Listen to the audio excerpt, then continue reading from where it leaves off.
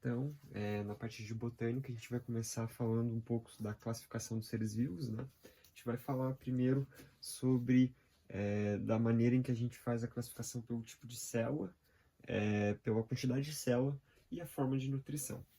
Pelo tipo de célula, a gente consegue classificar em dois tipos, os procariontes.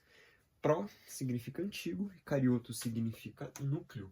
Então, nesse caso, a gente vai ter o tipo de célula mais simples, que no caso, na linha evolutiva, veio primeiro, né? Então, elas são as mais antigas. Como é muito simples, né? Então, realmente a gente pode afirmar a gente pode afirmar que elas são mais antigas, mais simples, e delas que vieram as eucariontes. Então, a gente vê, no caso que pró é antigo, carioto é núcleo.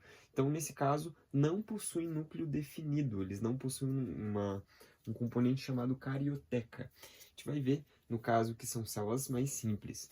Os eucariontes, eu vem de novo e carioto vem de núcleo. Então, são os tipos de células mais novas na linha evolutiva, elas possuem núcleo definido, né? No caso, o carioto, a carioteca, e são células mais complexas. Isso a gente não vê na biologia D, é só uma classificação. Pode ser que eu deixe linkado na descrição um vídeo falando só sobre procariontes e eucariontes. A gente também pode classificar pela quantidade de célula. A gente pode observar seres unicelulares que possuem apenas uma célula, ou são as próprias células, né, no caso, ou no caso os pluricelulares que possuem duas ou mais células. Então, são seres maiores. E pela forma de nutrição, a gente vai ter os autótrofos. Os autótrofos, a gente está sempre associando na nossa cabeça que são os seres que produzem o próprio alimento.